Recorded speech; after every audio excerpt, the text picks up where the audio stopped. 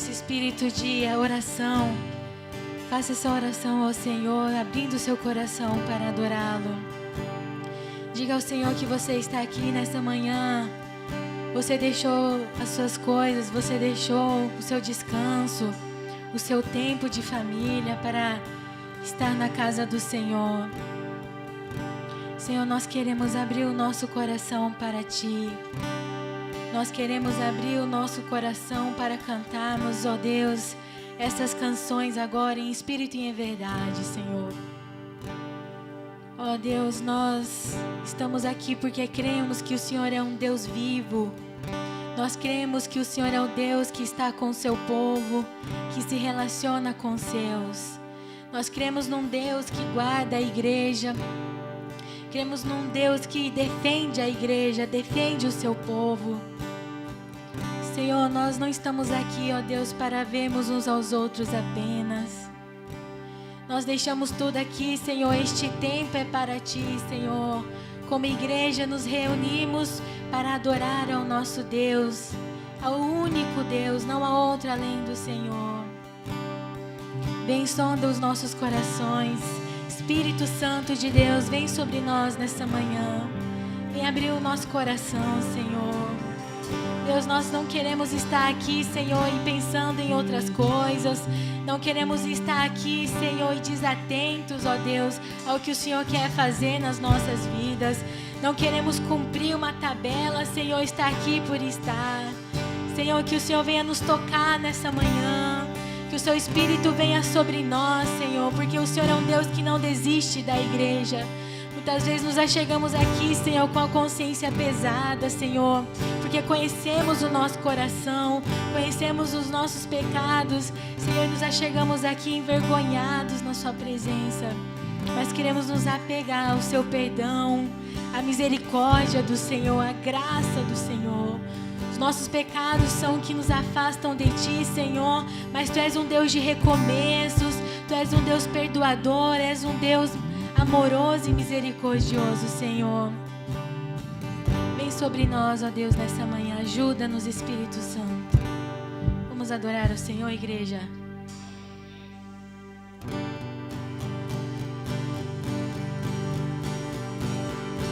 Pois só Tu és o eterno Deus, Tu és o eterno Deus, que nunca irá deixar seus filhos. Tu és o nosso defensor. Obrigado, Senhor.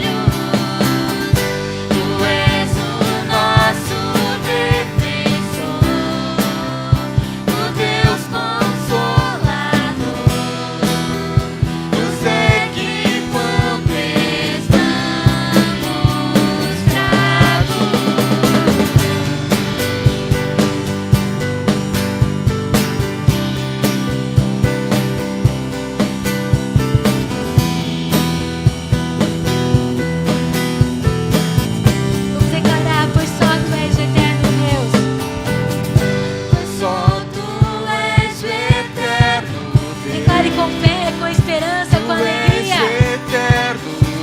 Nosso Deus é um Deus vivo que vive eternamente. Aleluia.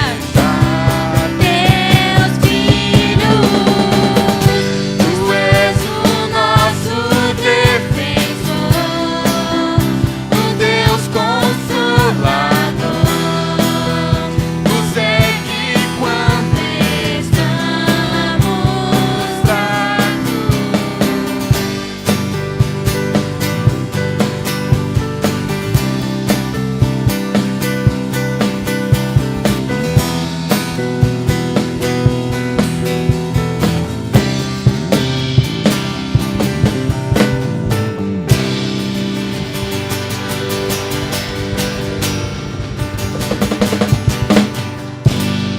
aleluia. Graças a Deus por isso.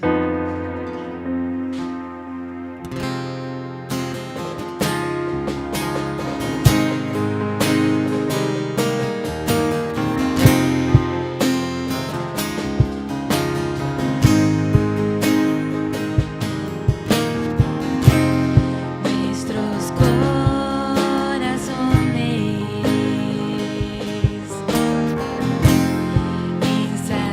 insaciables son hasta que conocen a su Salvador. E Ele nos amou como nós somos. Tal e como somos, nos amou. Hoy nos acercamos sin temor. Él es el agua que al beber nunca más tendremos sed. Jesucristo basta, Jesucristo basta. Mi castigo recibió y su herencia me entregó. Jesucristo basta, Jesucristo basta.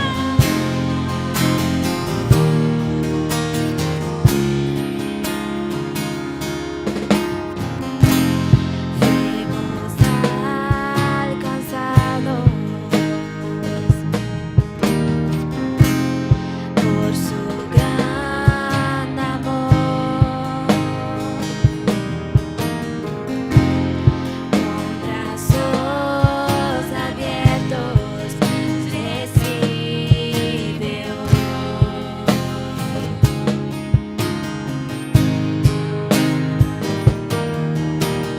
Tal y como somos, nos amó. Hoy nos acercamos sin temor, sin temor. Tal y como somos, nos amó. Hoy nos acercamos sin temor. Eres el agua que al beber jamás tendremos sed. Jesucristo basta, Jesucristo basta. Mi castigo recibió, su herencia me entregó. Jesucristo basta, Jesucristo basta.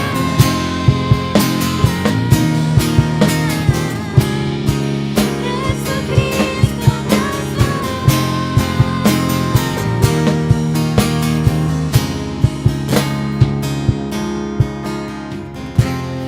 Ahora hay un futuro y esperanza fiel. En su amor confiamos, hay descanso en Él. Aleluias. Obrigado, Senhor Jesus.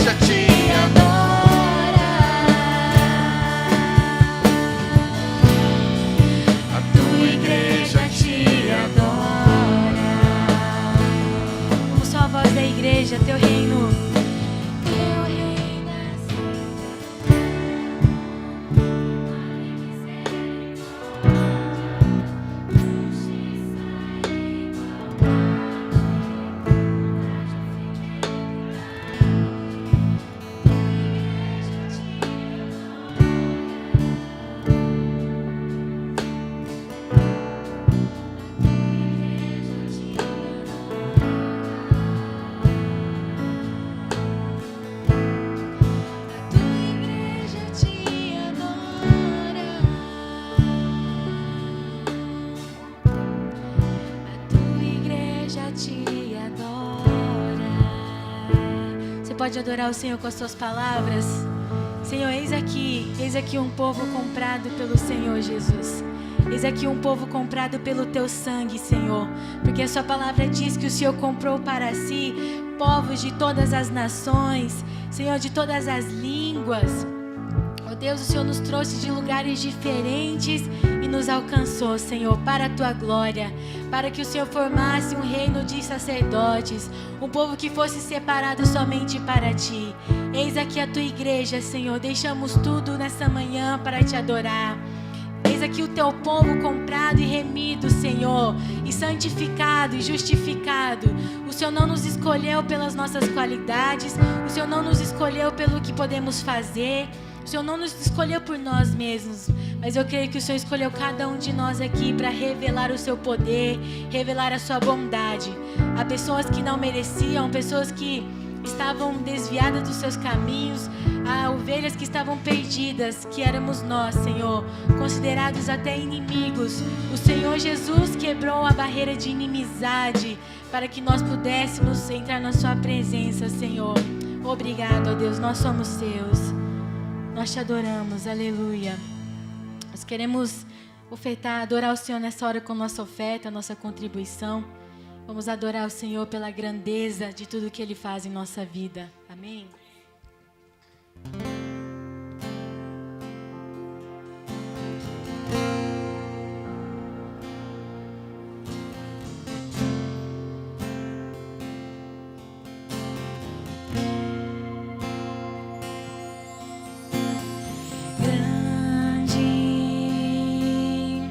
É o Senhor e muito digno de louvor. Na cidade do nosso Deus, seu santo monte, a alegria de toda a terra.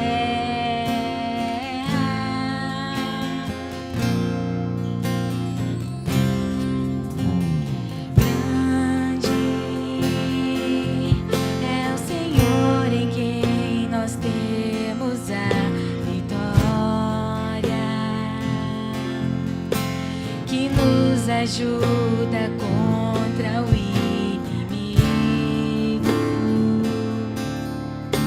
Por isso diante dele nos prostramos.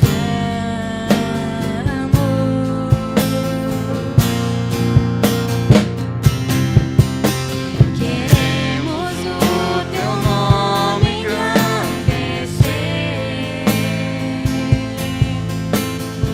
e agradecer.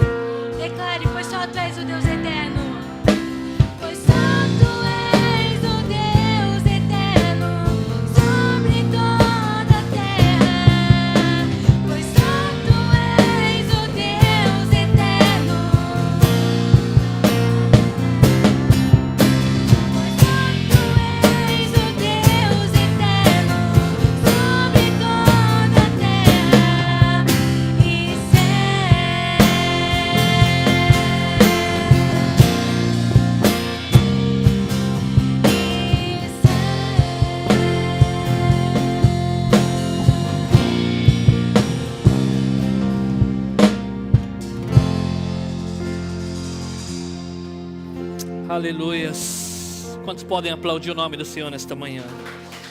Louvado e engrandecido seja o nome dEle. Aleluias. Queridos, nesse mesmo espírito, quero convidar você aí no seu lugar a tomar assento e abrir as vossas Bíblias, enquanto as nossas crianças estarão saindo. Abrir as vossas Bíblias em 1 Pedro capítulo 5. 1 Pedro capítulo 5.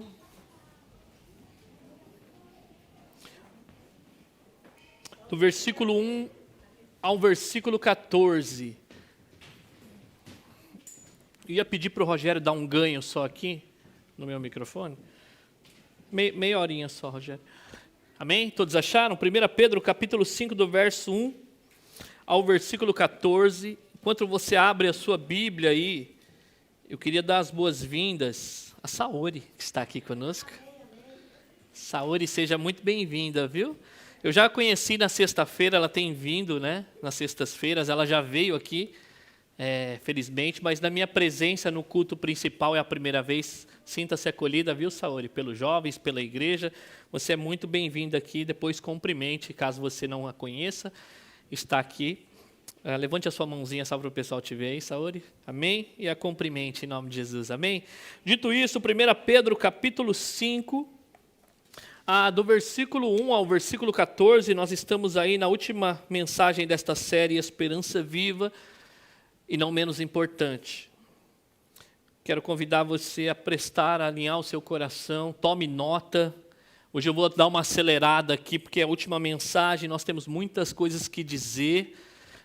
Não dá para exaurir todos os pontos, mas eu creio que são essenciais, que se aprover ao Senhor, Ele vai dar outras oportunidades para que nós entremos nesses temas. Vira e mexe nas pregações, nós vamos entrar em temas semelhantes do que vão ser ditos aqui.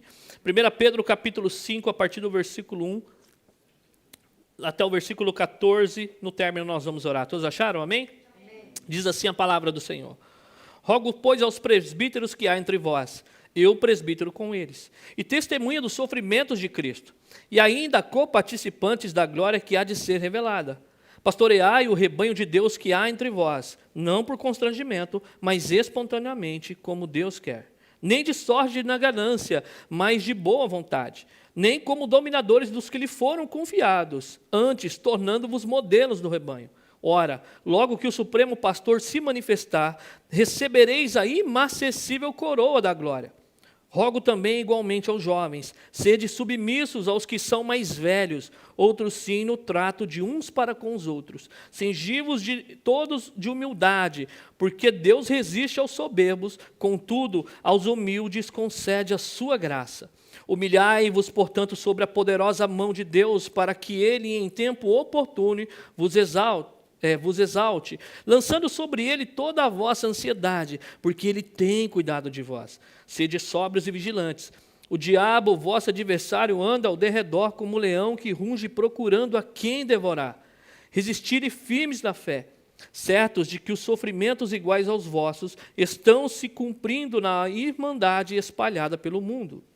Ora, o Deus de toda a graça, que em Cristo vos chamou à sua eterna glória, depois de terdes sofrido por um pouco, Ele mesmo vos há de aperfeiçoar, firmar, fortificar e fundamentar. A Ele seja o domínio pelos séculos dos séculos. Amém.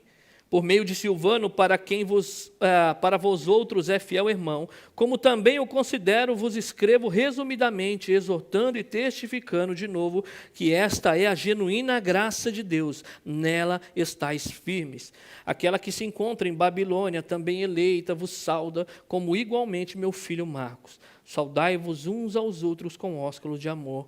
Paz a todos vós que achais em Cristo. Vamos orar?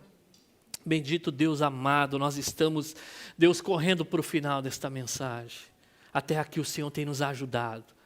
Nós queremos fazer desta canção que cantamos há pouco a nossa oração. Queremos o Teu nome engrandecer e engrandecer as Tuas obras, Pai, no meio do Teu povo, Senhor Deus. Tu és aquele que conduz a Tua igreja. Pedimos, Senhor, neste momento, prepara o nosso coração. Dá-nos, Senhor Deus, a sede qual nós estávamos orando aqui no começo. Dá-nos, Senhor Deus, um despertamento espiritual, Senhor Deus. Nós encerramos a carta, mas nós não encerramos a Tua obra em nossas vidas, Senhor Deus. Por isso, nos conduzes a minha vida com poder e graça, para que o nome do Senhor se faça conhecido e que essas verdades se façam reais em nossas vidas, em nome de Jesus. Você pode dizer amém por isso? Amém. Bom, em nível de introdução aqui, nós vamos agora passar para alguns ensinamentos práticos, ainda dentro desse contexto de perseguição. E Pedro aqui ele vai ensinar que apesar dos momentos difíceis de provações, como que nós devemos viver. Ele vai falar tanto para líderes quanto para liderados. Porque se nós não tomarmos cuidado, nós vamos achar que todos têm problemas, que todos têm dificuldades, menos os líderes. Os líderes são mais espirituais, eles estão numa redoma de vidro, onde o maligno não chega, onde a natureza não perturba, onde o mundo não oprime, não. Todos nós, filhos de Adão, remidos e lavados pelo sangue de Cristo, nós temos as nossas lutas. Por isso que Pedro aqui, ele é muito importante, ele vai começar aí no versículo 1, a exortação principalmente aos líderes da comunidade. Onde há uma liderança forte, onde há uma liderança bíblica, onde há uma liderança que está pastoreando segundo o coração de Deus, o povo está sendo bem cuidado pelo próprio Deus. Por isso que ele vai dizer aqui no versículo 1, rogo, pois, aos presbíteros que há entre vós, e eu, presbítero com eles, e testemunha dos sofrimentos de Cristo, e ainda co-participantes da glória que há de ser revelado. Então Pedro aqui ele vai começar com um apelo. Se você lembrar, essa foi a primeira mensagem que eu preguei aqui quando eu assumi o campo pastoral. Era a responsabilidade do pastor. É claro que eu preguei ela somente o que cabia à minha responsabilidade. Hoje nós vamos ampliar para mostrar o contexto completo, e vocês já conhecem o contexto da carta, que era um contexto difícil. E Pedro ele escreve aqui, sendo um líder da igreja, nós sabemos que ele era um dos apóstolos, mas ele roga, ele clama para aqueles líderes, ele simplesmente poderia chegar ali e dar a carteirada. Eu sou líder, vocês fazem, obedecem e acabou. Mas ele se coloca ali na mesma situação para dizer, eu rogo aos líderes da igreja, e eu presbítero com eles. E a ideia aqui de rogar traz uma conjunção aqui, em algumas versões vai dizer portanto, na minha versão vai dizer rogo pois, na NVI diz portanto. Então ele quer dizer aqui, quer nos chamar a atenção de algo que ele havia dito antes. Por isso que foi muito importante na primeira mensagem eu ter que resgatar o contexto. Mas vocês que estão nos acompanhando aqui já têm um contexto na cabeça. Portanto o quê? Rogo, pois, mediante o quê? É o que vai dizer ali no capítulo 4, do versículo 17 ao 19. Visto que o juízo é começado pela casa de Deus, nós devemos confiar as nossas vidas ao fiel Criador na prática do bem. Então, visto que o Senhor está purificando a sua igreja, nós já falamos sobre isso, o juízo condenatório não é sobre a vida daqueles que estão em Jesus Cristo, nenhuma condenação há para aqueles que estão em Cristo Jesus, nosso Senhor, amém? Mas há um juízo sobre a igreja de purificação, o que é isso? Deus está purificando, está nos limpando. É nos momentos difíceis da vida que Deus vai mexer em feridas nossas. Ah, mas Senhor, podemos ali sim servir ao Senhor, ser fiéis no serviço, no dom que o Senhor colocou na sua mão. Você pode ser assíduo na igreja, você pode ser fiel nas Escrituras, você pode dobrar os seus joelhos todos os dias em comunhão com Deus. Isso não quer dizer que nós não passaremos por provações, amém? Nós passaremos. E eu já tenho falado sobre isso. Se nós não tivermos a doutrina correta do sofrimento nas nossas vidas, nós vamos padecer, nós vamos se queixar, nós vamos achar que Deus nos abandonou. Mas mediante tudo isso, ele já falou na passagem anterior que nós não devemos achar estranho o fogo ardente que surge no meio de vós. Por que vem esse fogo? Para nos provar. E nós tratamos aqui que a provação é aquele ourives. O interesse do ourives nunca é destruir o material precioso, nunca é. Quando ele passa aquele material bruto pelo fogo, ele quer destruir as sujeiras, as escórias, porque o que lhe interessa ali somente é o metal precioso. Na minha e na sua vida, quando a perseguição é pela parte de Deus, Ele nunca está interessado em nos destruir. Até porque Ele deu a vida por cada um de nós que aqui estamos. Louvado seja Ele por isso. A intenção dele é o contrário disso. A intenção dele é nos colocar na provação, é mexer nas nossas sujeiras. Em outras palavras, mexer nos nossos pecados. E é nos momentos mais difíceis de perseguição que Deus vai separando a sua igreja. No Oriente Médio, ninguém brinca de ser cristão. Ninguém levanta a sua mão, aceita Jesus e vai viver uma vida de qualquer maneira. Por quê? Porque lá literalmente custa a sua vida. E nós temos que analisar o nosso coração. Talvez uma perseguição semelhante às dos nossos irmãos ou da igreja primitiva não aconteça nas nossas vidas. E muitas vezes nós vamos deixando a vida nos levar. Ah, não, está tudo bem, eu estou indo para a igreja, eu estou servindo ao Senhor, estou fazendo isso, aquilo outro. E a nossa vida, lá fora, não há diferença nenhuma daqueles que não professam o Senhor Jesus Cristo como nosso Senhor e Salvador. E é nos momentos difíceis da vida que Deus vai começar a mexer no nosso coração. São em momentos difíceis da vida que Deus te leva a orar mais. São em momentos mais difíceis da vida que Deus faz com que você se aproxime um pouco mais dEle. Aqueles que não são do Senhor, quando o calo apertar um pouquinho mais, eles vão embora. Quando a perseguição chegar, eles vão sair.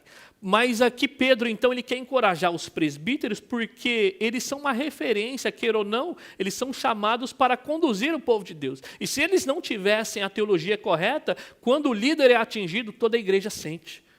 Se você pode ser na liderança pastoral, se você estiver numa liderança de jovens, se você tiver qualquer liderança que Deus te delegou para estar, quando o líder é ferido, aqueles que estão sendo liderados, eles têm uma probabilidade muito grande de dispersar. Quando o líder cai, nossa, o estrago é grande. Quando qualquer cristão cai, o estrago é grande também, mas não se compara a um líder. E Satanás muitas vezes quer atingir aqui em cima, porque ele sabe que a partir do momento que ele atinge ali em cima, contamina toda a igreja. Por isso que ele vai rogar, pedir aos líderes, visto que o juízo é começado pela casa de Deus, eu exorto vocês, presbítero que há entre vós, e eu os presbítero com eles. É interessante que Pedro aqui diz que é presbíteros com ele poderia usar aqui o termo apóstolo. Uau, eu andei com Cristo, eu vi, ele me delegou, eu fiz milagres, eu fiz maravilhas, mas eles falam assim, olha, eu estou no mesmo nível que vocês. Isso aqui chama humildade. Humildade. Nós estávamos falando de humildade no último encontro da quarta-feira, o quão é importante nós sermos humildes, queridos. E Pedro aqui, de maneira prática, ele se coloca na mesma situação daqueles homens para falar assim, eu sou presbítero com vocês. A purificação não vai vir só sobre a vida de vocês, vem sobre a minha também, ele não está isento.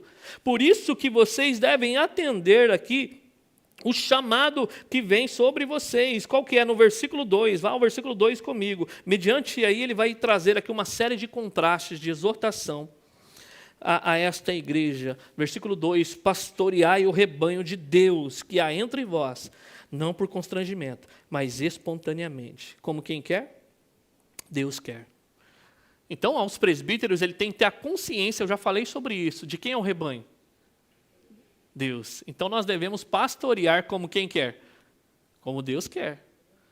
Isso aqui é importante, pastorear o rebanho de Deus.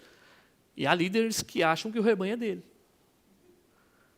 Eles delegam coisas que não têm nada a ver com as Escrituras. Eu já vi situações e testemunho de líderes que retiram a bênção do povo de Deus. Ah, vou sair da igreja, pastor. Aí o pastor vai dizer, o que é isso? Eu estou retirando a bênção sobre você. Uau! Homens que acham que as pessoas são deles. Não, as pessoas são de Cristo. Eu acho que por isso que não tem tanto temor no coração de supostos pastores, porque eles as dominam como se fosse deles, como se não tivesse que prestar conta jamais diante do soberano Deus e pastor.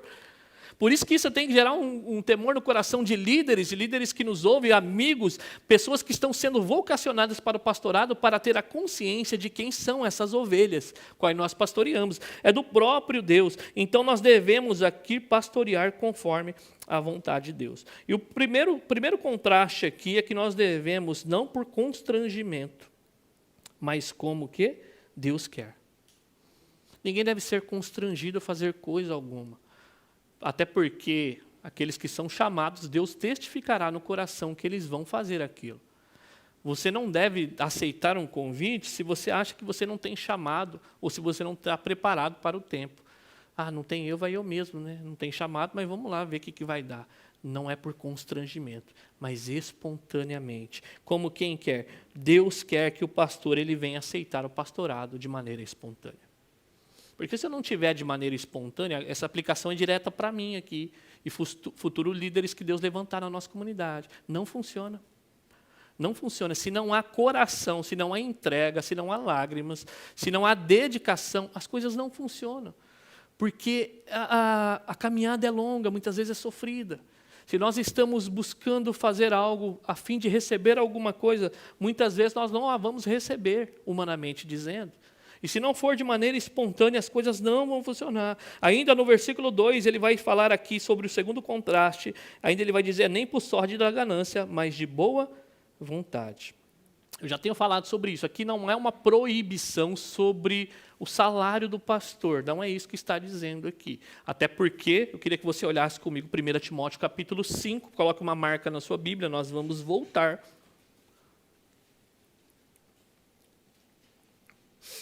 1 Timóteo 5, versículo 17 e 18. Deixa uma marquinha que nós vamos voltar. 1 Timóteo capítulo 5, do versículo 17 ao 18, diz assim: os presbíteros que lideram bem a igreja são dignos de dupla honra, especialmente aqueles cujo trabalho é a pregação e o ensino. Pois a Escritura diz, não amordace o boi enquanto ele está debulhando o cereal, e o trabalhador merece o seu salário. Aqui, quando Pedro fala que eles devem fazer aqui, não de sorte da ganância, mas de boa vontade, Pedro não está falando contra o salário do pastor, que ele é digno daquilo que ele faz, assim como qualquer outro trabalho. Ele sustenta, ele tem família. Se ele não é um casado, ele tem os seus sustentos. Ele não tem, muitas vezes. Aqui no Japão, nós muitas vezes se dobramos. A situação chega e nós temos que trabalhar, mas ele não está dizendo aqui contra a remuneração do pastor. Mas ele está dizendo aqui a esses líderes que o motivo financeiro não seja o motivo principal que ele vai se dedicar ao ministério. Não tem nos nossos dias, né? Homens que estão atrás somente de lucro. Eu não sei o que eles fazem, mas toda e qualquer pregação ele está falando de dinheiro. Ele dá um jeito de entrar, ele pode falar de pecado, ele entra aqui. Aí ele fala de dinheiro. Homens que usam o ministério supostamente pastoral para obter lucro. Cada dia mais eles se entregam a isso. E nós sabemos aí no nosso meio cristão, se você já deve ter ouvido falar sobre isso, pessoas que acusam pastores de ladrão. E muitas vezes com muitas razões, supostos pastores de ladrão. Por quê? Porque eles, de fato, eles usam o ministério como uma fonte de lucro. Os homens, segundo Deus, para pastorear, eles devem fazer isso não de sorte da ganância. O seu ministério principal não é buscar sustento. Nós não somos profissionais. É o próprio Deus que nos sustenta. O que ele está dizendo aqui que nunca deve ser o pastor. Quanto que eles vão me pagar? Então eu vou. Nós não somos profissionais. Nós devemos ir de boa vontade. O terceiro contraste está no versículo 3. Volte lá se você saiu. Olha o que ele vai dizer aqui no terceiro contraste, a orientação de como o pastor deve pastorear segundo a vontade de Deus. Nem como dominadores dos que lhe foram confiados, antes tornando-vos modelo do rebanho. Bom, os pastores receberam a autoridade de pastorear a igreja, mas essa autoridade não deve ser feita de mau uso. Nós devemos não ser dominadores, aquelas pessoas que oprimem, aquelas pessoas que, se possível, ela vai usar força para fazer valer a sua vontade. Aconteça o que acontecer, ela vai fazer com que isso seja cumprido, nem que esteja que ela oprimir alguém, seja na sua consciência, seja mesmo maltratos, caso de pastores que tenham oprimido ovelhas. Por quê? Porque elas não atenderam à suposta ordem daquele pastor. Ele fala, com vocês é diferente, até porque ele já falou que o rebanho é de Deus. Vocês não devem ser dominadores. Mas ele fala aqui de que maneira que nós devemos pastorear o rebanho de Cristo aqui. Mas antes tornando-vos modelos para o rebanho. Então você percebe que a maneira de nós pastorearmos liderança, como nós ensinamos o rebanho? Olhe-me, observe-me, siga-me, ande comigo. Esse aqui é o modelo de pastoreio de Jesus. Jesus, quando falava, dava uma ordem aos seus discípulos, sabe o que ele fazia? Trazia os seus discípulos para andar junto com ele. Senhor, ensina-nos a orar. Ele ensinou o modelo de oração, mas eles andavam com Jesus e observavam que aquele homem era um homem de oração. Então, de que maneira que os pastores devem pastorear o rebanho de Deus? Ele fala aqui, vocês não devem ser aquelas pessoas que oprimem. Muito pelo contrário, vocês devem ser modelos para o rebanho. 1 Timóteo capítulo 4, versículo 12, Paulo instruindo ao jovem pastor Timóteo, ele dá essa seguinte orientação. 1 Timóteo 4, 12, diz assim, ninguém despreze a tua mocidade, pelo contrário, torna-te padrão dos fiéis, na palavra, no procedimento, no amor, na fé e na pureza. Paulo escreve ao jovem Timóteo, que estava assumindo o seu ministério, E muito supostamente se acredita que ele era um menino muito tímido. E que poderia trazer sobre ele alguma intimidação pelo fato de ele ser mais jovem que muitas pessoas da comunidade. A orientação de Paulo para ele não era a sua idade. Às vezes o jovem quer se fazer ouvir. Aí o que ele faz? Ele anda em rebeldia. Por quê? Porque as pessoas precisam me ouvir. O conselho para esse jovem pastor é: por que ninguém deve desprezar você? Por causa da sua idade? Não, por causa da sua conduta. Os jovens aqui que estão presentes, obviamente que aqui é um jovem pastor, mas qualquer jovem, como que você vai ganhar um respeito da sociedade? Como você vai ganhar um respeito dos seus pais, dos mais velhos? Conduta de vida. Não é fazendo 18 anos e falar assim, 18 anos, agora eu vou pegar minhas coisas e vou embora dessa vida. Não estou dizendo que você não vai começar a ter responsabilidades e agir e pagar pelos seus próprios atos, mas conduta de vida. A instrução aqui para Timóteo é justamente essa. Ninguém despreze. Por quê? Porque você é mais novo que eles? Não. Você deve tornar um padrão para esses fiéis. Aí ele vai falar aqui, olha só, o padrão na palavra, no procedimento, no amor, na fé e na pureza. Em tudo isso. Por isso que ele não deveria se sentir intimidado, porque eles deveriam olhar para Timóteo e não questionar a idade dele ser mais novo que aqueles homens que ele estava pastoreando, mas que eles olhassem para Timóteo e encontrassem ele uma vida santa, uma conduta. E muitas vezes, ser maduro, ter cabelos brancos, não é sinônimo de maturidade, nós sabemos disso. Obviamente que maturidade nós ganhamos com o tempo, mas isso não quer dizer que quem tem cabelo branco, quem viveu mais nessa vida é maduro. Nós sabemos de pessoas que não crescem, não estou dizendo só na fé. São pessoas infantis, que não conseguem lidar com pequenas coisas. Maturidade cristã, quando a pessoa fala assim, esse é maduro como um cristão, sabe o que está dizendo aqui? Se parece com Jesus Cristo. Então, sinônimo não é conhecimento de maturidade. Sinônimo aqui é ter uma conduta de vida como Jesus Cristo, nosso Senhor. Por isso que a instrução para ele era para que ele pudesse ali ser um modelo para esse rebanho. Ainda Tito, capítulo 2, versículo 7, vamos até lá comigo. Mais um exemplo aqui do jovem, mesma coisa. Tito, capítulo 2, versículo 7. Diz assim, Paulo ao jovem Tito, também pastor: em tudo, seja você mesmo exemplo para eles, fazendo boas obras. Em seu ensino, mostre integridade e seriedade. E em tudo aqui, em tudo mesmo, tudo que você vai fazer, em toda a sua conduta, ele fala que ele deveria ser aqui um exemplo para eles, para os jovens da sua comunidade. Paulo, ele falou tanto de teologia nas suas cartas pastorais, principalmente, ele fala do ensino, ele fala da fidelidade, ele fala ensine as escrituras, chegará um tempo que eles sentirão coceira nos ouvidos, mas não somente isso, a doutrina deve andar lado a lado com a conduta da liderança. Por isso que é importante em tudo você torne um exemplo para eles, Tito. Então você vê o quão é importante as duas coisas caminhar junto. Nós já sabemos, você que está caminhando conosco, você que está chegando agora, o Betel, ele sempre prezou a doutrina. Sempre prezou a doutrina. Mas nós devemos ser conhecidos não somente por um povo que preza a doutrina, e nós devemos prezar e louvado seja Deus por isso. Qualquer pessoa que tomar um lugar de liderança na parte do ensino, ele precisa ser bíblico aqui. Vocês não devem aceitar menos que isso, mas também não somente isso. Ele fala que isso é bom, mas a liderança vai além disso. Vocês devem se manter fiéis, sim, na transmissão da palavra, mas também na conduta de vocês, amém? Essa é a liderança. Por isso que vocês são aquelas pessoas que estão observando, vocês são aquelas pessoas que podem ser um instrumento de Deus. Por isso que pastores também precisam de pastores.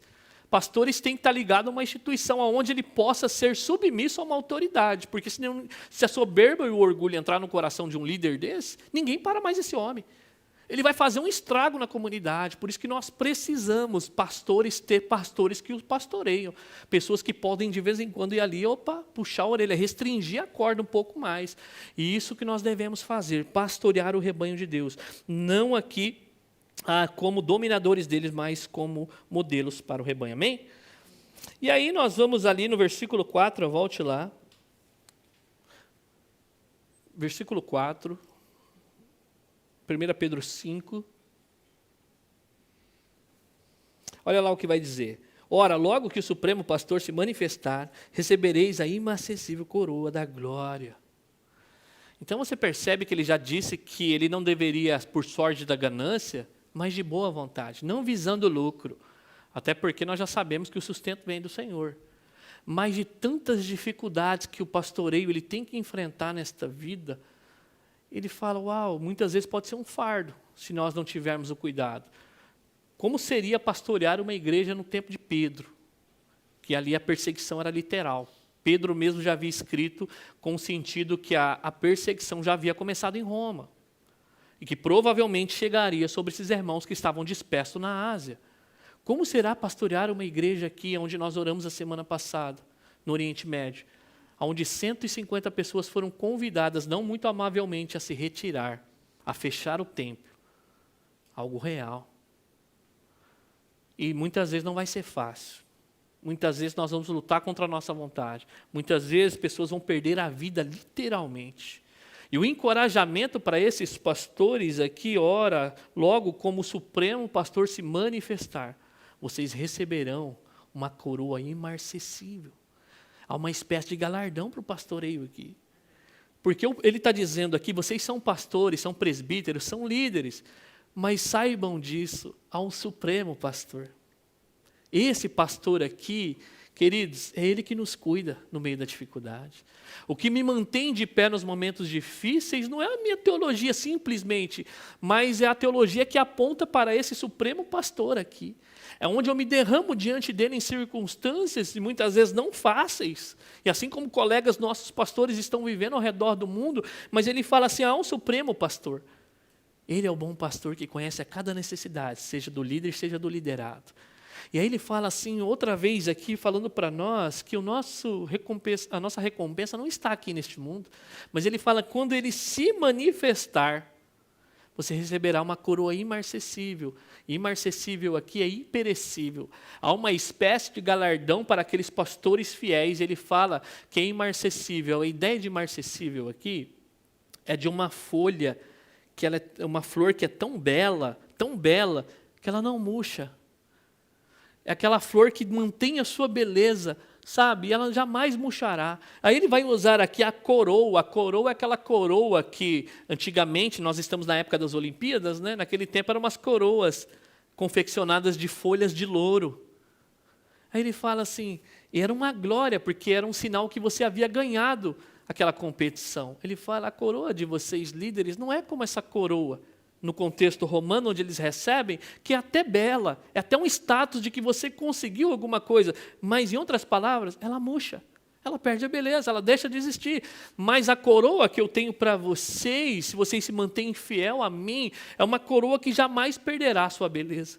Esse é o combustível da liderança, muitas vezes, porque nós vamos enfrentar lutas, nós vamos enfrentar dificuldades. Esse pastor mesmo que está no Oriente Médio, que ele está enfrentando dificuldades, tem que ter um chamado para isso. Ele acabou de casar e foi para o Oriente Médio com a sua mulher.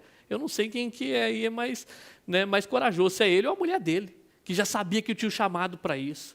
Mas ele está lá, porque ele tem a convicção de quem ele tem crido. Ele tem a convicção que as coisas não se limitam a essa vida. Ele está caminhando aqui, ele tem a consciência, assim como nós devemos ter a consciência, que nós estamos aqui de passagem. Hoje você está aqui, amanhã quem sabe que você está aqui? A gente não sabe nem que vai comer no almoço, talvez você preparou o almoço. Mas muitas vezes nós não sabemos. Nós somos surpreendidos pelas circunstâncias da vida. Quantos queridos nossos não partiram desta vida aqui? Até tempo atrás, a timeline começou. Luto. Perdi esse, perdi o outro, perdi aquilo, perdi isso. Nós vemos, queridos, que nós estamos passando aqui. Seja a morte natural, seja uma morte por causa de Cristo. Mas a nossa coroa imarcessível está reservada no alto pelo poder de Deus, aquele que se revelará no último dia. E a nossa confiança está nele.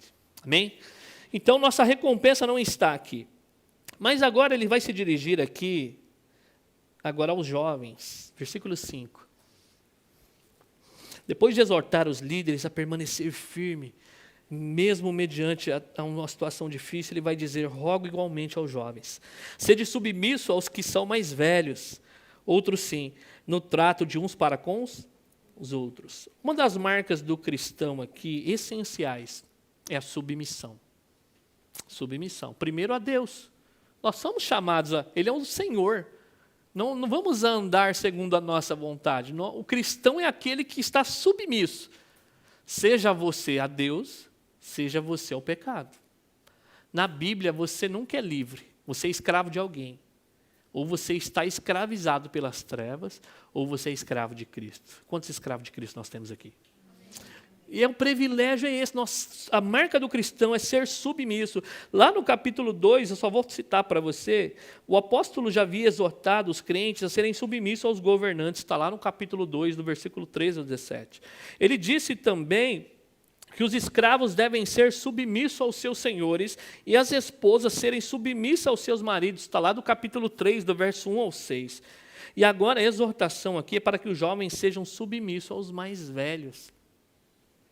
Jovens, vocês se submetem aos mais velhos? Sem murmuração? Sim ou não? Falou? Ah, sim, claro. Quando? Agora? Oh, vamos. Então ele está chamando aqui os jovens a serem submissos aos mais velhos. Os comentaristas acreditam que jovens aqui, uns acreditam que é jovens literal, assim como eu. Outros acreditam que não, que são toda a igreja. Por quê? Porque presbítero, a palavra presbítero é ancião. Então, ancião estava muitas vezes delegado a homens, líderes da igreja. E aí, quando ele fala de jovens aqui, uns acreditam que são jovens mesmo, né, a nossa juventude que está aqui, mas outros acreditam que são toda a igreja, pelo aspecto de ter um ancião. Queira seja um ou seja outro, todos nós somos chamados a uma vida em submissão. Submissão. Obviamente que alguns comentaristas acreditam que os jovens são mais impossíveis. Né? Eles chegam ali, acontece alguma coisa, eles já querem resolver, né, de maneira prática, sem pensar muitas vezes. Ele simplesmente age. Ele vai para cima com tudo. Depois ele pensa, fala, nossa, não deveria ter feito isso. E muitas vezes, num contexto de perseguição, homens poderiam ser encorajados a pegarem armas para lutar contra a perseguição. E aí ele fala, sejam cautelosos, submissos aos mais velhos. E aqui alguns acreditam também que essa submissão aqui, ela seja não somente aos jovens que nós temos aqui na nossa comunidade, literalmente, mas a toda a igreja. Ser submisso. Se ao líder compete a ele ser bíblico, segundo ao Senhor, aqueles que estão sendo liderados, competem a ele ser submissos. Amém? Então ele pede as duas coisas aqui, submissão, obviamente que é segundo a vontade de Deus. A submissão aqui é uma característica de alguém humilde, guarda isso daí. A submissão é a característica de alguém humilde. O orgulhoso, o arrogante, soberbo jamais se humilhará, jamais. A pessoa que acha que é alguma coisa, ela jamais será humilde. O orgulho dela não deixa ela ser humilde. A soberba dela não deixa ela ser humilde. A arrogância dela não deixa ela ser humilde. Então, pressupõe, para que você seja submisso a uma liderança, pressupõe humildade. É por isso que ele vai dizer aqui no versículo 5, na parte B, cingi-vos de toda humildade. De que maneira, então, que o jovem ou a demais igreja vai se submeter aos mais velhos, à liderança da igreja, cingindo-vos de humildade? A ideia aqui, talvez que Pedro tenha em sua mente, a ideia mais vívida aqui é de Jesus cingindo. Jesus cingiu o quê? Quem lembra? Quando ele quis ensinar a humildade aos seus discípulos. Ele cingiu a toalha, tomou uma bacia e lavou o pé dos seus discípulos. Aí ele fala, agora vocês precisam se vestir, cingir aqui é colocar uma roupagem. Qual roupagem o cristão deve colocar? Da humildade. Aí, talvez aqui alguns comentaristas acreditam que Pedro está com a imagem muito vívida do mestre. Lembra de Pedro, que ele pede para lavar o corpo todo. E o sinal de lavar os pés era um sinal de humilhação, de humildade, de serviço. Não havia naquela cultura algo mais simples, delegado a uma pessoa mais simples, não tinha status do que lavar os pés. Aí aqueles discípulos vão para a ceia, todos com o nariz empinado, né? Chega lá, ninguém lava o pé de ninguém. E eles estavam discutindo um pouco antes quem era o maior no reino. E aí Jesus toma aquela toalha, cinge, pega a bacia e fala que vai lavar os pés dos seus discípulos. E Pedrão, mais espiritual, falou, não, o Senhor não vai lavar meu pé. Mas se eu não lavar, você não tem parte comigo, Pedro. Então lava logo o corpo todo. Né? Pedro sempre exagerado, ele estava passando por um processo. Mas agora esse Pedro maduro, velho, cabelos brancos, maturidade cristã, humilde. Ele foi transformado, ele está pedindo aos jovens, à igreja, cinja dessa humildade. Vocês precisam ser humildes como o mestre foi. O Senhor dos senhores tomou uma toalha e lavou os pés. Aquele mesmo que João Batista disse que não era digno de desatar as sandálias, agora ele toma uma toalha e pega um serviço de escravo, quais os seus discípulos não queriam lavar. E é isso que acontece conosco, quando nós não temos a humildade no nosso coração, nós somos como aqueles discípulos entrando naquela ceia, pensando assim, quem vai lavar o meu pé hoje aqui?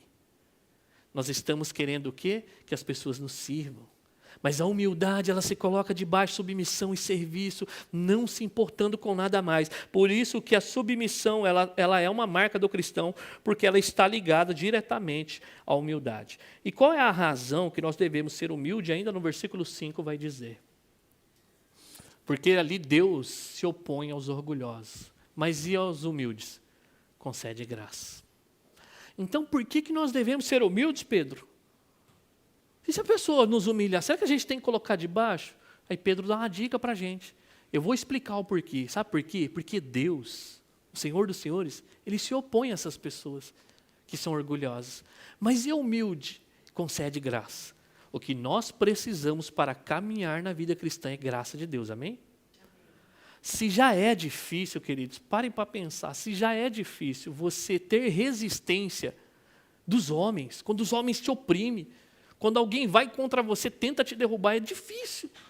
Você perde o sono, você não dorme, você perde a paz, você não quer sair de casa, é pessoas com síndrome de pânico, é pessoas que querem mudar de cidade, e por aí vai.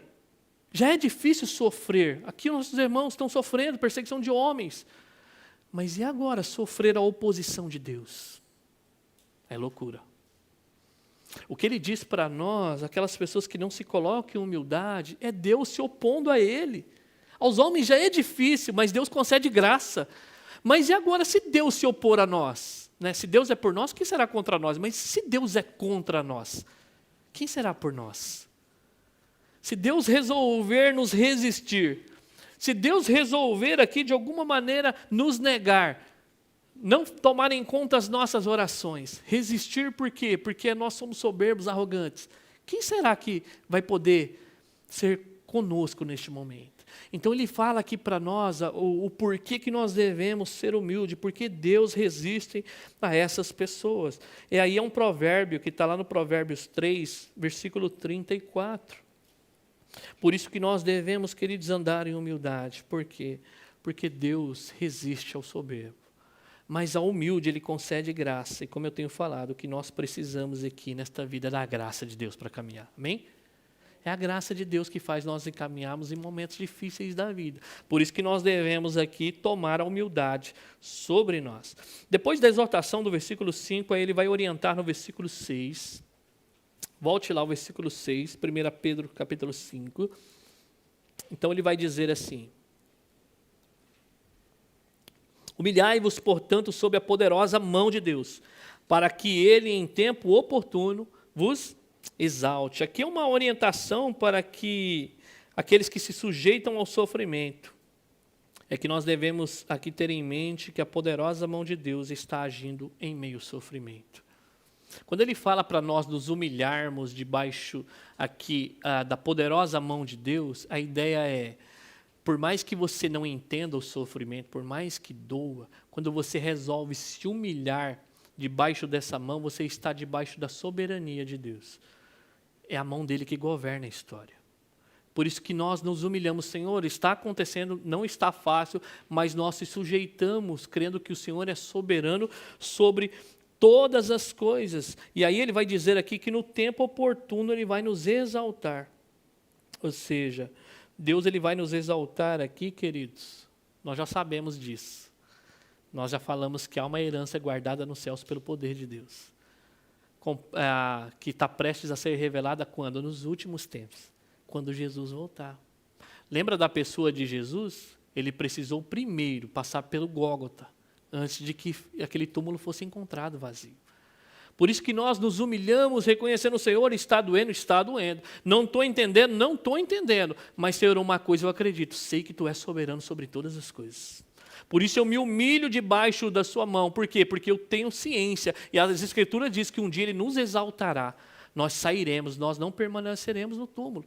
Nós não estaremos humilhados por toda a eternidade. Ele vai nos exaltar. E aí ele vai dizer aqui, continuando no mesmo pensamento, versículo 7, lançando sobre ele a vossa ansiedade, porque ele tem cuidado de vós.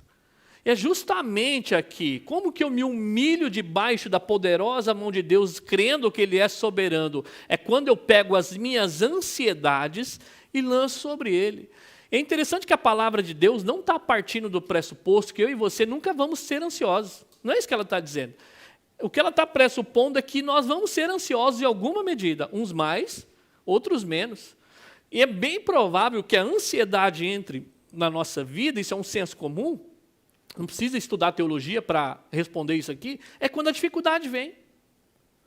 Quantas pessoas não ficaram ansiosas quando as primeiras pessoas infectadas foram detectadas no Japão? Quantas pessoas não foram ficando ansiosas quando ouviu alguma notícia na fábrica que ia ter corte da empresa? Quantas pessoas não ficaram ansiosas quando receberam um diagnóstico do médico? A ansiedade, ela entra no nosso coração em momentos difíceis da vida. E a Bíblia não está pressupondo que eu e você, por mais espiritual que seja, não vamos ser ansiosos. Mas ele diz, olha, quando a ansiedade chegar na vida de vocês, o que vocês fazem com ela? Agarra bem firme? Não. Lance sobre ele toda a sua ansiedade. Mas por que, Pedro, que eu tenho que lançar minha ansiedade sobre ele? Ele vai responder, porque ele tem cuidado de vós. Ele é competente para guardar qualquer um dos seus. Amém? Nós somos as suas ovelhas. Nós somos o rebanho do seu aprisco. Será que ele não é competente para guardar qualquer uma das suas ovelhas? Ele é o pastor dos pastores, amém? Ele é o Senhor. Aí nós temos que entender, diante do contexto, o que ele tem cuidado de nós? Primeiramente da nossa alma, não deixando perecer ela eternamente no inferno. Ele nos regenerou para uma viva esperança. Ele tem cuidado de vós. Se Ele cuida daquilo que é eterno para nós, queridos, por que nós estamos preocupados com algo que talvez aconteça e nem sabe se vai acontecer? Não é essa ansiedade? Ansiedade é a pessoa gastar o seu agora se preocupando. Será? Será? Mas e se não acontecer? Os nossos sis vão nos consumindo. Vai chegando a prova do coco que tem que entrar. Falta um ano para a prova. Aí já começa a ansiedade a entrar no coração. Aí já acontece lá que vai ter um corte de 50 pessoas na empresa. Tem 300 lá. Aí você já começa. Ih, rapaz, se cortar, já está fazendo entrevista, já está vendo os negócios. Você nem sabe se vai acontecer. Ao diagnóstico do médico, ele encontra uma mancha lá no pulmão, mas aí você já fica, e se for câncer? Mas ainda nem saiu o diagnóstico. Eu tive uma infelicidade de ter começou a sair uma mancha no meu rosto. Aí a Regina, vai no médico. Fala, não, vai sair. Acho que foi uma espinha, alguma coisa. E esse negócio não saía, começou a crescer. Aí veio uma irmã e falou assim, ixi, eu acho que é câncer de pele. Meu coração já ficou. Ai, meu Deus, câncer de pele. Eu nem sabia o que era. Mas a coisa vai entrando no seu coração, até que eu tomei coragem e fui no médico. E aí você fica no médico, e o médico analisa, fala, não, acho que não é nada, não vou passar uma pomada. Aí você fica com o médico. Você tem certeza? Será que não é câncer de pele? O médico. Tanto que eu enchi o saco do médico, sabe o que ele fez comigo? Então vou fazer uma biópsia. Ele foi lá e cortou. Aí chegou dali 3 dias, veio o resultado. Ele falou, não é nada não, passa o creme aqui. Eu fiquei com um corte no rosto aqui. Ansiedade. Nós começamos a tomar sobre nós algo que a gente nem sabe o que é, o que vai acontecer. A certeza que o cristão tem é, Deus os protegerá. Deus os levará seguro para a eternidade. Porque somos bons? Não. Porque Ele cumpriu essa obra em Cristo Jesus. Amém? Então, por isso que nós devemos lançar sobre Ele as nossas ansiedades, porque Ele tem cuidado de nós. Versículo 8.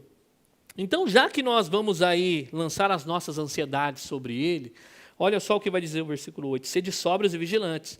O diabo, vosso adversário, anda em derredor como um leão, que ruge, procurando a quem? Devorar. Então, nós temos que lançar a nossa ansiedade sobre Ele, mas isso não quer dizer, queridos, que a gente vai andar despreparado. Não, irmão, vem aqui, lança a ansiedade sobre Ele, deite na rede, descansa até Jesus voltar. Não. Quando a ansiedade vir, você deposita no lugar certo, aos pés da cruz, amém? Mas isso não quer dizer que a gente vai andar despreparado nessa vida. Ele fala aqui que nós devemos ser sóbrios, preparados, domínio próprio, autocontrole. Por quê? Ele diz que é um inimigo aqui. E ele vai usar essa expressão desse inimigo aqui, que é o diabo, que é o nosso adversário, como um leão, procurando a quem devorar. Já assistiram, né, Animal Planet, eu gosto muito de documentários de selva. É curioso que o leão, ele não chega já atacando. Ele fica ali, se possível horas, aquele sol escaldante da África, na savana assim, fica ali.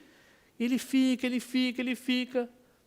E aí homens que estudam esses leões, eles começaram a observar quem que eles atacam, principalmente. São aqueles que se afastam do rebanho, que são aqueles animais que se apartam do rebanho, eles viram presas fáceis. São os mais novinhos que estão com os seus, ali, aqueles menorzinhos, são muito atacados. E os mais velhos, que não conseguem correr. Com grande número desses, parece que os mais velhos são mais atacados. Então, eles conseguem analisar, eles ficam só esperando ali. Ele está pronto para devorar essas presas. Ele fala que o diabo aqui é a mesma coisa, ele é o nosso adversário. Por que adversário? Porque ele luta contra. Ele luta contra desde a eternidade, ele se revelou contra Deus. E ele caiu. Depois disso, tudo que é a favor a Deus, ele luta contra. Aí ele vai para o Edém. Aí ele começa a fazer o quê? Dar uma proposta para a mulher. Se é isso que Deus falou mesmo? Não, Deus, ele sabe que o dia que você comer desse fruto, você vai ser como ele, conhecedor do bem e do mal. E aí ele faz o quê? Faz com que a mulher caia no pecado. E ele não cessou. Ele continua lutando aqui ferrenhamente contra os cristãos. Há um extremo na vida cristã que a gente acha que tudo é diabo. Também não é assim. Mas nós não devemos subestimar que há sim uma luta. Assim, é esse que ele chama de adversário, que ele fica lutando contra nós. Por isso que nós devemos aqui ser sóbrios, ser lúcidos. E aí ele fala de que maneira que nós vamos aqui, então, agir contra esse inimigo invisível, muitas vezes que nós não vemos, que ele usa pessoas, se possível for.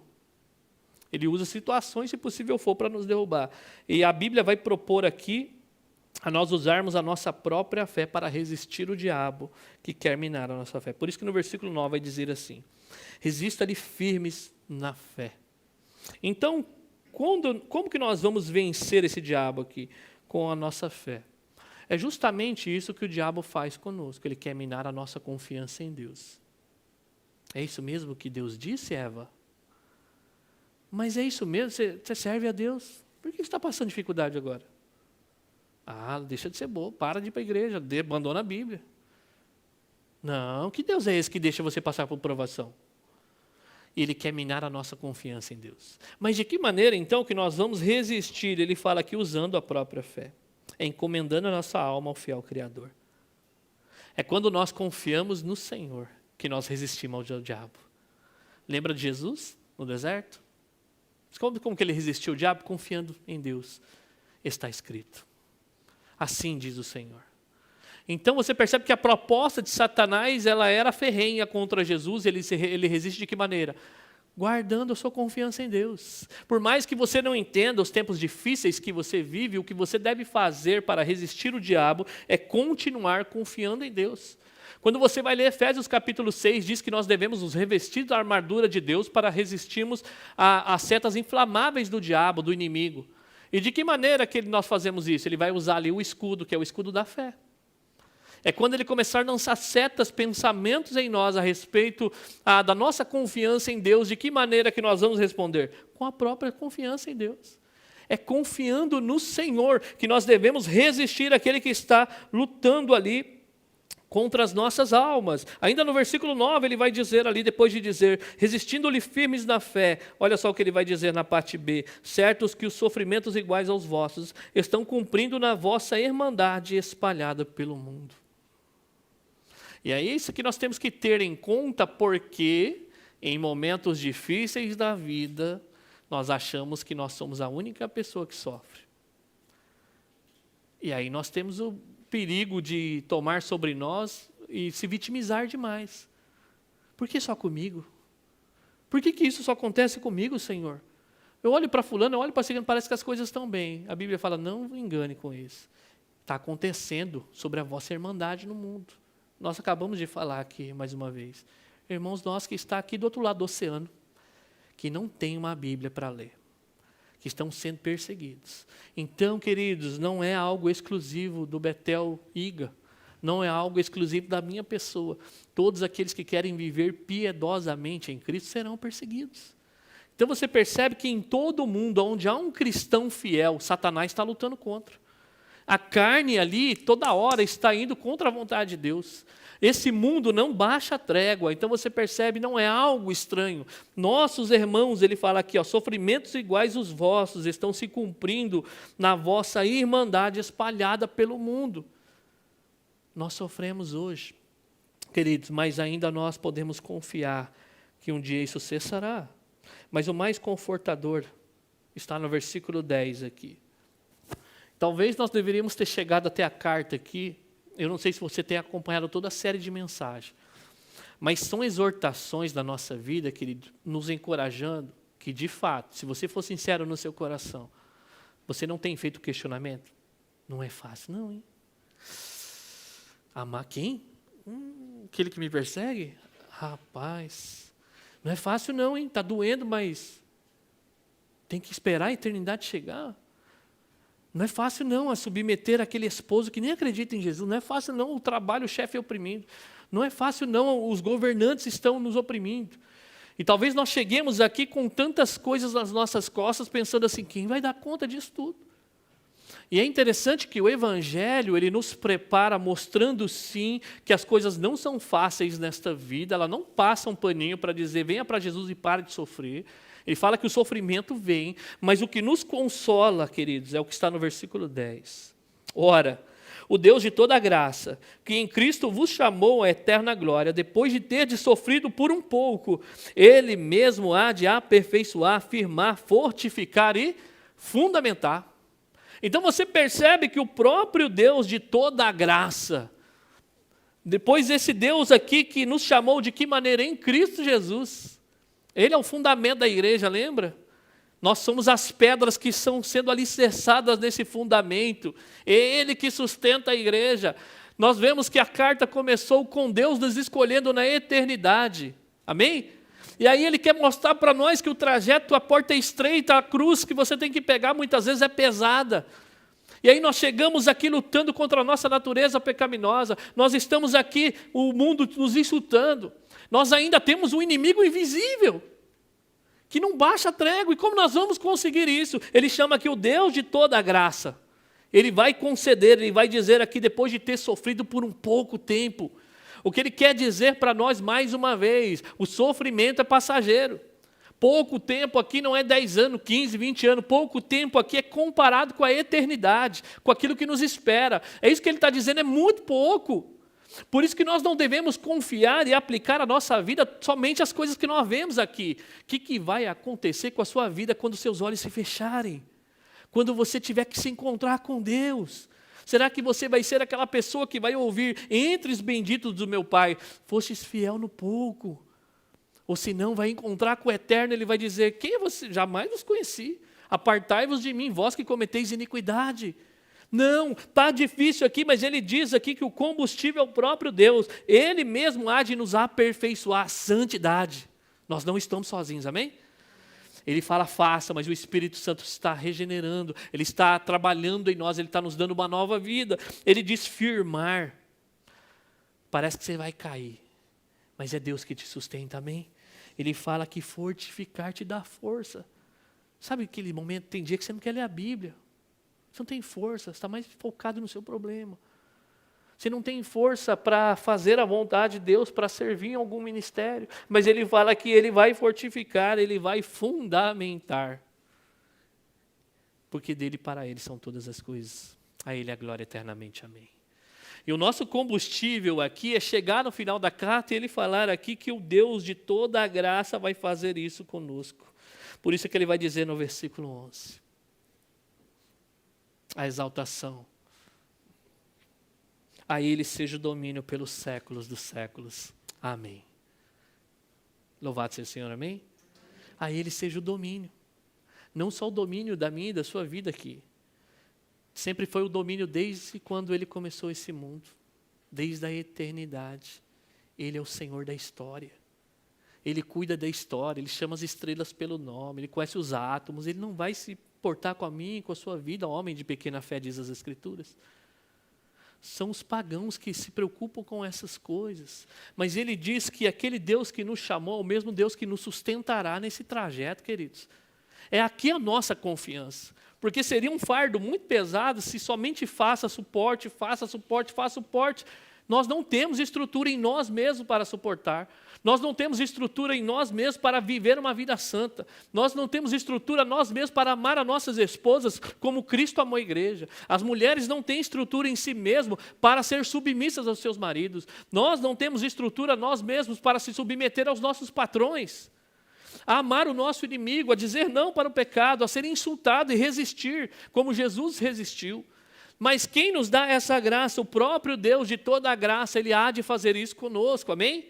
É a Ele que confiamos a nossa vida, queridos. É o mesmo Deus que nos chamou aqui. É Ele que vai nos sustentar, por isso a Ele seja o domínio pelos séculos dos séculos, amém, porque tudo depende dEle. Nós somos aqui meros instrumentos nas suas mãos. É Ele que está conduzindo a minha e a sua vida. Talvez você chegou aqui, ou pessoas que nos ouvem, pensem em desistir da vida cristã. Não desiste, não. Entra, vai rastejando, mas não para. Deus te sustentará. No dia que você não encontra força para orar, diz que o Espírito Santo intercede por nós com gemidos inexprimíveis. A gente não sabe nem orar como convém. Ele discerne o nosso coração. Dias que você não tem vontade nenhuma de sair da cama, Deus há de te sustentar, não desista. O Senhor há de nos sustentar, amém? Por isso a Ele seja o domínio pelos séculos dos séculos. Amém e amém. E nós terminamos aqui com a saudação final. Versículo 12 ao versículo 14. Por meio de Silvano, que por vós outros é fiel irmão, como também o considero, vos escrevo resumidamente, exortando e testificando de novo que esta é a genuína graça de Deus, nela estáis firmes. Versículo 13. Aquela que se encontra em Babilônia, também eleita, vos sauda. Vos igualmente, meu filho Marcos. Saudai-vos uns aos outros com ósculo de amor. Paz a todos vós que vos achais em Cristo. Lembra que quando eu comecei a carta, eu tenho falado que havia algumas objeções a respeito do autor da carta. Porque Pedro, nós já sabemos, Pedro era um pescador de homens, não muito letrado, mas um homem que foi transformado pelo Espírito Santo de Deus. E aí ele vai citar o nome aqui por meio de Silvano, que é para vós, é fiel irmão, que também considero, vos escrevo resumidamente. Você acredita que esse Silvano aqui era o homem que era o amanuense? O amanuense era uma espécie de pessoa como se eu tivesse aqui falando que era para ser escrito e um dos nossos irmãos começasse a escrever. Porque o grego que se encontra em 1 Pedro é um grego muito polido. Um grego muito polido e as pessoas, será que é Pedro? Mas aqui no final da carta ele se dirige a Silvano, que esses homens estão mandando ali para ele saudações. Ele fala também aquela no versículo 13 que se encontra em Babilônia, também eleita.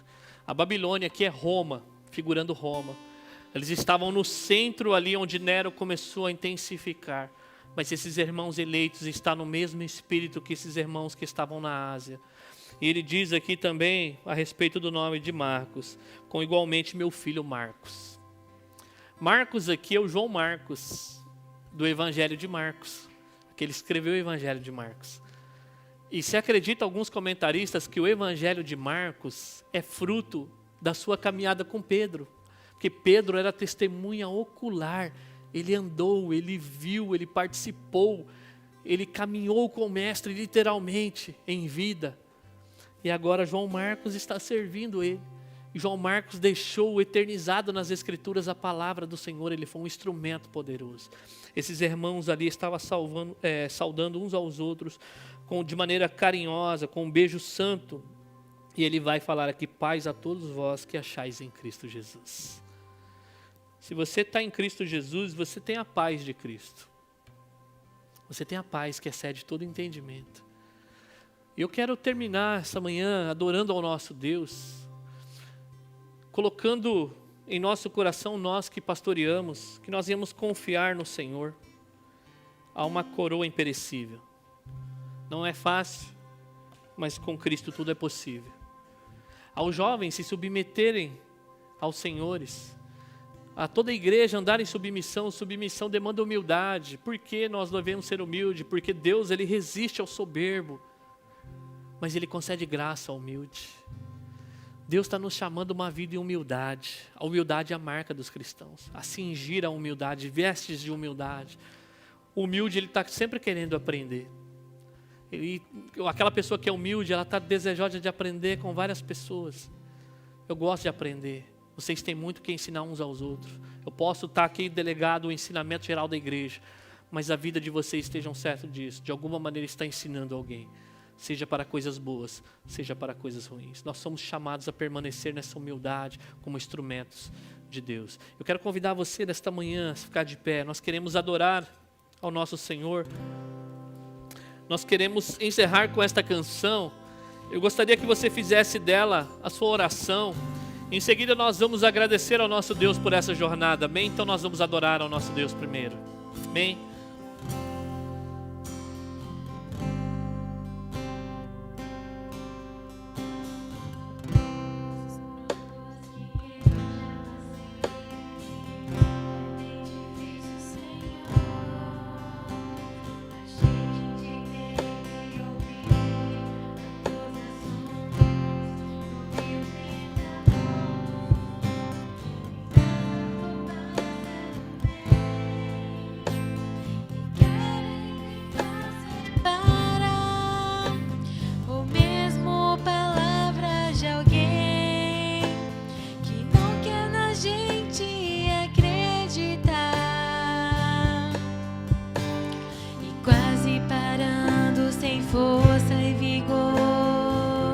gente lê a palavra e encontra bastante poder para vencer e continuar a jornada e ver que o passado ficou para trás, pois Cristo Jesus tudo já venceu e saber que dele não lembra mais.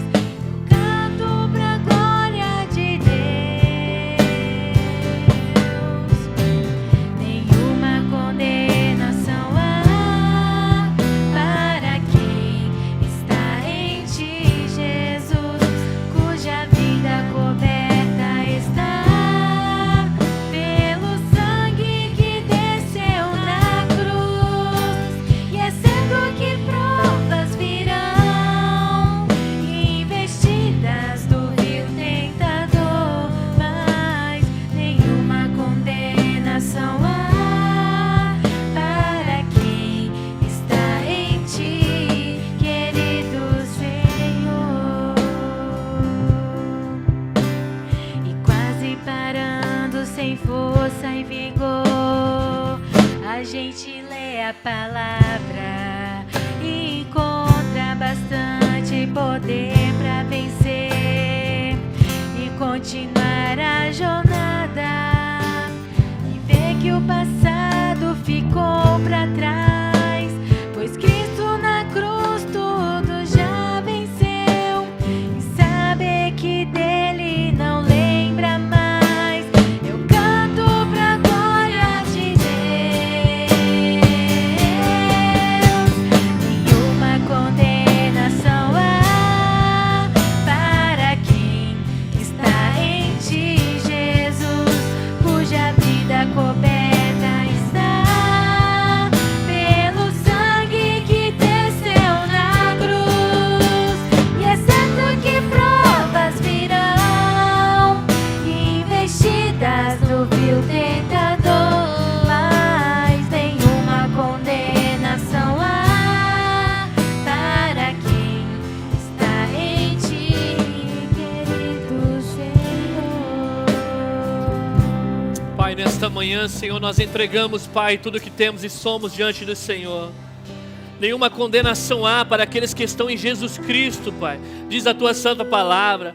Muitas vezes a caminhada, Senhor Deus, vai ser difícil, vai ser desgastante. Muitas vezes o desânimo entrará na nossa vida, Senhor. Muitas vezes o não vai nos fazer desacreditar na caminhada. Muitas vezes, Senhor Deus, questionaremos se a Tua obra é completa em nós, pelo fato de sermos falhos, Senhor. Mas, Senhor Deus, o nosso passado ficou para trás. Não há nenhuma condenação em Ti. Ó Deus amado, nós podemos caminhar livremente, Senhor, na sombra da cruz do Calvário. Nós podemos, Senhor Deus, sim, resistir ao vil tentador, ao inimigo das nossas almas, Senhor Deus. Pai, quando a ansiedade entrar em nosso coração, que nós possamos lançar diante da cruz do Calvário, porque o Senhor tem cuidado de nós, o Senhor tem cuidado da nossa alma, não fazendo com que ela perecesse no inferno. O Senhor tem cuidado da nossa história, Senhor. O Senhor tem nos dado a providência necessária, Pai. O Senhor entregou o Teu melhor, o Senhor nos deu o Teu Filho amado Jesus Cristo, Senhor. Obrigado, Senhor. Obrigado por essa jornada, obrigado por esta série de mensagens, Deus. Obrigado, Senhor, que essa esperança viva seja enraizada em nosso coração. A certeza, Senhor Deus, de que o Senhor fará no futuro tudo aquilo que o Senhor diz que fará. Deus, nos leva, Senhor, Deus, a esse entendimento mais profundo, aonde há uma alma, Senhor Deus, desanimada, aonde há uma alma, Senhor Deus, que, Senhor Deus, aparentemente, Pai amado, tem andado sozinha, Pai, discutir na eternidade. Mostra que Tu estás no grande e soberano trono, mostra que Tu governa a história com excelência. Continua mostrando, Senhor Deus, que Tu tens o poder em Tuas mãos. Continua mostrando, Senhor Deus, para a Tua igreja, que nós não somos daqui. Continua, Senhor Deus, enraizando as nossas vidas, Senhor, para que nós possamos viver para o louvor da Tua glória. Deus, nos prepara para tempos melhores, nos prepara para uma maturidade cristã. Deus, nós queremos ser a igreja conhecida como discípulos de Jesus. Nós não somos meros religiosos, Deus. Perdoa-nos se nós temos vivido uma vida assim aquém, se nós não queremos ser apenas, Senhor Deus, pessoas teológicas, ó Deus, apenas isso não. Nós queremos, Pai, ser invadidos pela eternidade. Nós queremos, Senhor Deus, ser consumidos pela Tua presença. Nós queremos, Senhor Deus, se aprofundar numa relação profunda com o Senhor. Por isso, Senhor, coloca em nossas vidas esse entendimento, Pai. Receba toda a honra, Senhor. Receba toda a glória. A Ti o domínio pelos séculos dos séculos. Você pode dizer amém por isso? Queria aplaudir o nome do Senhor nesta manhã. Louvado e engrandecido seja o Teu nome, Senhor. A Ti a honra e a glória e o domínio pelos séculos dos séculos. Amém e amém. Louvado seja o Senhor. Amém.